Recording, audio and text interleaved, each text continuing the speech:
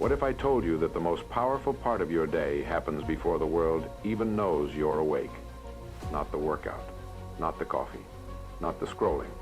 There is a silent morning routine no one talks about, yet it determines your confidence, your income, your discipline, and your destiny. Most people wake up and immediately react to life. A few wake up and design it. Today, you'll discover the difference. Before the world speaks to you, you must learn to sit in the quiet. There is a sacred space between waking up and reacting. Most people never enter it. They wake up and immediately surrender their mind to noise notifications, headlines, opinions, demands. Their spirit is pulled in a dozen directions before their feet even touch the floor. And by the time they stand up, they are already behind. But silence is different. Silence is not emptiness, it is alignment. It is the moment you remember who you are before the world tells you who you should be. When you open your eyes in the morning, you are stepping into a new gift of life, breath in your lungs, a beating heart. Another opportunity granted by the mercy of God. That alone deserves reverence. Yet how quickly do we rush past it? How quickly do we trade gratitude for distraction?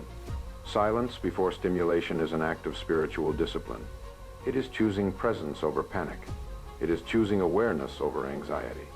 It is choosing divine connection over digital consumption. In the quiet, you hear what truly matters.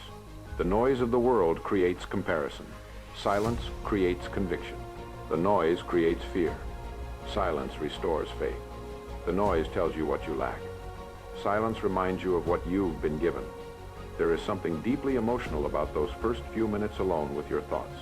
No applause, no validation, no audience. Just you and the one who created you. In that space, you can pray. You can express gratitude. You can ask for strength. You can surrender your worries before they grow heavy on your shoulders. How many mornings have begun with stress because you allowed chaos to enter your mind before peace had a chance to settle? Imagine waking up and instead of reaching outward, you look inward. You whisper a prayer. You acknowledge your dependence on divine guidance. You ask for wisdom before making decisions. You ask for patience before facing people. You ask for discipline before temptation appears. Silence becomes protection. When you fill your spirit first, the world cannot empty you so easily. There is an emotional stability that forms when your day begins with reflection instead of reaction. You walk differently. You speak differently. You carry yourself with quiet assurance, not arrogance assurance. The kind that comes from knowing you have centered your heart before stepping into battle. Because every day is a battle for focus, a battle for character, a battle for integrity, a battle for your peace. And if you begin the day stimulated, overstimulated, distracted, rushed, you enter that battle already weakened. But if you begin with silence, you enter fortified. There is power in sitting still long enough to confront your own thoughts. Some avoid silence because it exposes fears. It reveals insecurities. It forces you to acknowledge responsibilities you have been postponing. Yet growth lives in that discomfort. Spiritual maturity grows in that stillness. In silence, you remember that your value is not determined by messages, likes, or opinions. Your worth was established long before today began. In silence, you breathe deeply and recognize that every challenge you face is smaller than the God who guides you. In silence, you calm the racing mind and steady the anxious heart. And emotionally, this changes everything. Instead of starting the day rushed, you start it grounded. Instead of starting it overwhelmed, you start it anchored. Instead of starting it uncertain, you start it aligned. Silence is not weakness. It is strength under control. It is a declaration that your inner world matters more than external noise. It is an understanding that before you can lead others, you must first lead your thoughts. It is the decision to guard your peace as if it were sacred because it is. When you discipline yourself to sit in silence before stimulation, you begin to notice clarity replacing confusion. You begin to notice patience replacing irritation.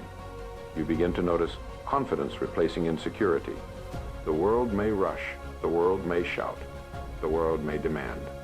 But you remain steady. Before you speak to anyone, decide who you will be. Most people begin their day in reaction mode. The first conversation determines their mood. The first message shapes their energy. The first disagreement steals their focus.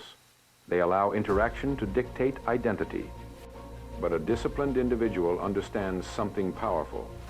You do not let people define your emotional state. You define it before you meet them. Intention before interaction means you choose your character before the test appears. When you wake in the morning, you must ask yourself, who will I be today? Will you be patient when tested? Will you be calm when misunderstood? Will you be disciplined when tempted? Will you be kind when it costs you something? If you do not decide in advance, circumstances will decide for you. There is a spiritual depth to this principle. Before stepping into the world, you pause and align your heart with higher values. You ask for wisdom before conversation. You ask for humility before success. You ask for restraint before conflict. You remind yourself that every person you meet is also carrying burdens you cannot see. That awareness softens arrogance. It strengthens compassion. Without intention, you become emotionally fragile. A single comment can shake you. A small inconvenience can irritate you. A minor delay can frustrate you. Why? Because you did not prepare your spirit. But when you set intention first, you walk into every interaction anchored. You tell yourself, today, I will listen more than I speak. Today, I will respond instead of react. Today, I will represent my values, not my impulses. There is power in predecision. An athlete does not wait for the game to begin before deciding to give effort. A leader does not wait for crisis before deciding to remain composed. A person of faith does not wait for difficulty before choosing trust. They decide in advance. Emotionally, this changes the entire texture of your day. Instead of feeling attacked by life, you feel prepared for it. Instead of being surprised by negativity, you expect challenges and meet them with steadiness. Imagine entering your workplace already committed to excellence, regardless of how others behave. Imagine stepping into family conversations already committed to patience. Imagine facing criticism already committed to self-control. You move differently. You carry a quiet authority, not loud, not aggressive, but firm. Because you are not negotiating your character moment by moment. You settled it at sunrise. There is also accountability in this principle. When you set intention, you remove excuses. You cannot blame anger on others if you already chose calm. You cannot justify rudeness if you already committed to kindness. You cannot excuse laziness if you already declared discipline. Intention exposes inconsistency, and that is a gift. It forces you to grow. And spiritually, it becomes a daily act of surrender. You acknowledge that left unchecked, your impulses may lead you astray. So you consciously choose alignment. You consciously choose integrity. You consciously choose to reflect something greater than emotion. This is maturity. Anyone can behave well when treated well. But the individual who sets intention before interaction behaves well, even when tested. There will be moments when someone challenges your patience. Moments when words sting. Moments when misunderstanding feels unfair. In those seconds, your preparation speaks for you. If you did not set intention, your emotions will rush forward uncontrolled. But if you did, you will pause, breathe, remember who you decided to be. And that pause, that single pause, can protect relationships, reputations, and opportunities. Life does not merely reward talent. It rewards stability. And stability begins before the first conversation. Intention before interaction means you lead yourself first. And the person who leads themselves is rarely led astray by others. Before you allow the world to speak into your mind, you must learn to speak to it yourself. Every day, voices compete for your attention. Opinions, trends, criticisms, expectations, comparisons, they all rush toward you the moment you open your eyes. And if you have not given your mind direction, it will accept whatever is loudest. The human mind is programmable. If you do not program it deliberately, it will be programmed accidentally.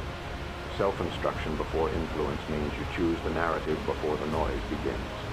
Most people underestimate the power of internal dialogue.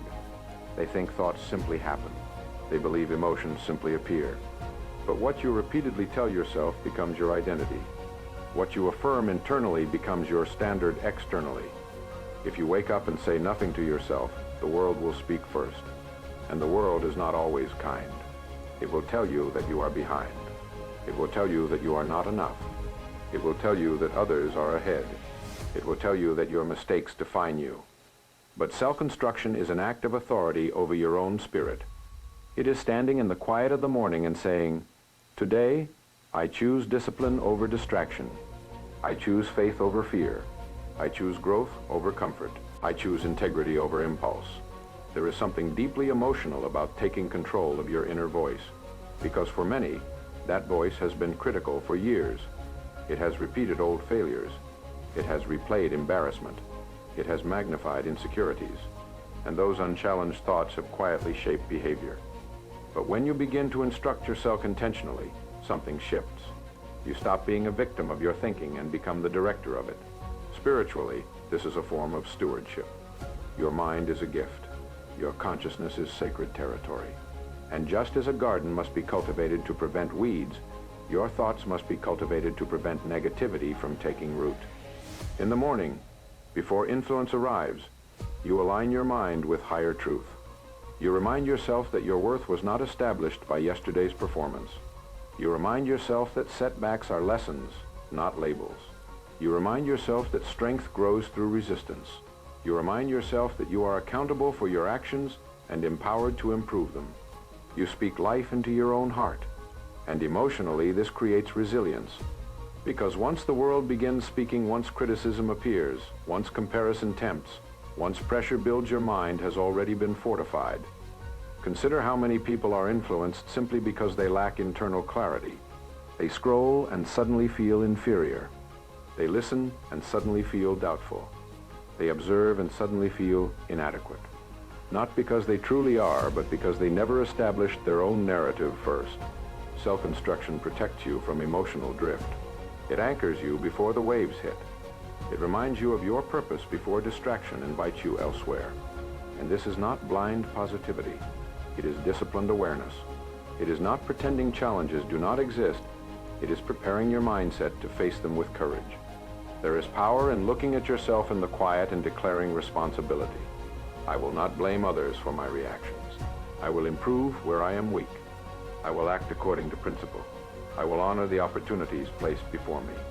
When you consistently instruct yourself this way, confidence grows, not loud confidence, but steady confidence. The kind that does not crumble under opinion. The kind that does not collapse under temporary failure. Because your belief is not borrowed from the crowd. It was built in private. Self-instruction before influence means you establish your values before culture attempts to redefine them. It means you decide what success means to you before comparison distorts it. It means you train your thoughts to support your mission rather than sabotage it. And once your internal voice becomes disciplined, external voices lose their power to shake you. You walk into the day already aligned, already aware, already intentional, not waiting to be told who you are, but remembering it. Before your hands move, your mind must see. Every achievement begins twice, first in imagination, then in reality. What you consistently picture, you begin to pursue. What you rehearse mentally, you perform physically. And yet most people attempt execution without preparation of the inner image. They act without clarity. They move without direction. They work without vision.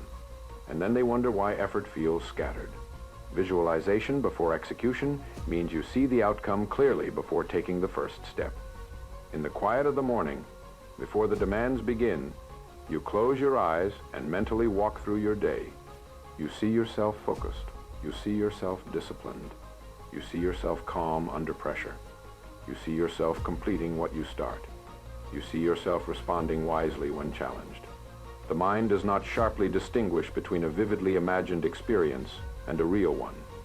When you rehearse excellence internally, you reduce hesitation externally. Emotionally, this builds confidence, because fear often comes from uncertainty, from not knowing how something will unfold. But when you have already pictured yourself succeeding, the unfamiliar becomes familiar. The intimidating becomes manageable. There is also a spiritual dimension to this practice. When you visualize with faith, you are not merely daydreaming, you are aligning belief with action. You are trusting that the abilities placed within you were given with purpose. You are acknowledging that preparation honors the opportunities God places in your path. You begin to see yourself as capable before the world confirms it. How many people fail? Not because they lack talent, but because they lack mental rehearsal. They approach opportunity with doubt instead of certainty. They imagine failure more vividly than success. And whatever image dominates the mind often shapes the result. Visualization shifts that image. You see the presentation going smoothly. You see the meeting ending positively. You see yourself resisting distraction. You see yourself choosing patience over anger. This is not fantasy, it is preparation. Athletes rehearse victory long before competition. Leaders anticipate challenges before they arise. Individuals of faith picture breakthrough long before circumstances change. They train their minds to expect growth, because expectation influences behavior. If you expect to struggle, you hesitate. If you expect rejection, you shrink. If you expect difficulty, you tense up. But if you expect progress, you move differently. Visualization also strengthens emotional control. When you mentally practice responding calmly to stress, you reduce the likelihood of reacting impulsively. When the real moment arrives, your mind recognizes it. You have already been there. Instead of panic, there is steadiness. Instead of confusion, there is clarity. There is something powerful about seeing yourself become the person you aspire to be, not the person shaped by past mistakes, not the person defined by others' opinions, but the disciplined, confident, purposeful individual you are building. And when you see that version of yourself consistently, your behavior begins to match it. You begin to ask, how would the stronger version of me respond? You begin to act according to the future you desire rather than the past you regret. Visualization before execution bridges the gap between intention and action. It transforms hope into strategy. It transforms desire into discipline. It transforms possibility into preparation. And when you finally step forward into action, you are not stepping blindly. You are stepping into a reality you have already seen. Before you chase more, recognize what you already have. Ambition is powerful. It drives growth. It pushes progress. It fuels discipline. But without gratitude, ambition becomes restless. It becomes desperate. It becomes a hunger that can never be satisfied. Gratitude before ambition means you begin your day grounded, not grasping. Most people wake up thinking about what they lack. More money, more recognition, more success, more opportunity. And that mindset, though common, quietly breeds anxiety. Because when your focus is always on what is missing, you begin the day feeling behind. But when you wake up and first acknowledge what is present, your breath, your strength, your mind, your family, your opportunities, something shifts emotionally. You feel steadier. There is a spiritual humility in gratitude. It is recognizing that not everything you have is self-made. There were doors you did not open alone. There were protections you did not see. There were blessings disguised as delays. When you pause in the morning and whisper thanks, whether in prayer or silent reflection, you align your ambition with reverence. You acknowledge that striving is honorable, but appreciation is essential. Gratitude softens the heart without weakening the drive. Without it, ambition can turn into comparison. You begin measuring yourself against others. You begin chasing status instead of purpose. You begin working to prove rather than to improve. But with gratitude, ambition becomes disciplined and meaningful. You still aim higher. You still work harder. You still stretch your limits. But you do it from stability rather than insecurity. Emotionally, gratitude eliminates desperation. When you are grateful, you do not rush recklessly. You do not compromise integrity for quick success. You do not sacrifice peace for applause. Because you are not operating from emptiness, you are operating from abundance. Think about the difference in energy. A person who is ambitious without gratitude feels tense, hurried, unsettled. Nothing is enough. Every achievement is immediately replaced by the next demand. But a person who practices gratitude first carries a calm intensity. They pursue excellence, but they are not enslaved by it. They work hard, but they sleep peacefully. They aim high, but they stand firm. Gratitude also protects your spirit from pride. When progress begins to show, when recognition arrives, when doors open, gratitude reminds you that you are still learning, still still dependent on growth, still accountable to higher standards. It keeps your ambition clean. And spiritually, gratitude invites clarity. When you thank God for what you have, you begin to see more clearly what truly matters. You stop chasing everything and start pursuing what aligns with purpose. You realize that not every opportunity is necessary. Not every comparison is healthy. Not every path is yours. There is something deeply emotional about starting your day by counting blessings instead of deficiencies. It quiets envy. It calms anxiety. It strengthens contentment without killing desire. You look at your life and say, I have enough to begin. And from that place you build. Gratitude before ambition ensures that your drive is fueled by purpose, not pressure. It ensures that success enhances your character instead of distorting it. It ensures that in the pursuit of more, you never forget the value of what already is. Because when ambition rises from gratitude, it becomes sustainable. It becomes honorable. It becomes aligned. And the person who builds from appreciation rarely loses themselves in the process. Before movement, there must be direction. Activity without planning is motion without meaning. It feels productive, it looks busy, it creates noise, but it rarely creates results. And too many people mistake movement for progress.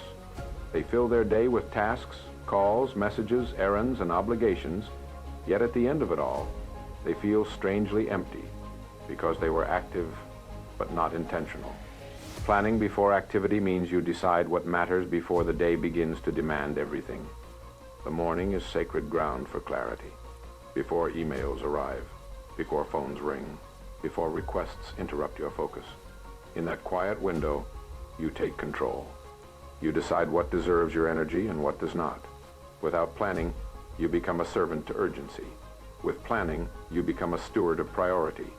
There is an emotional weight that comes from disorganization. It creates anxiety. It creates overwhelm. It creates that constant feeling of being behind. But when you sit down and deliberately outline your day, something shifts inside you. You breathe easier. You stand firmer. You move with confidence, because now your actions have purpose. Planning is not rigidity, it is responsibility. It is acknowledging that your time is limited and sacred. Every hour is a gift. Every minute is an opportunity. And spiritually, managing time wisely is an act of gratitude. It shows respect for the life you've been given. When you plan first, you are saying, my life is too valuable to drift. You ask yourself, what truly matters today?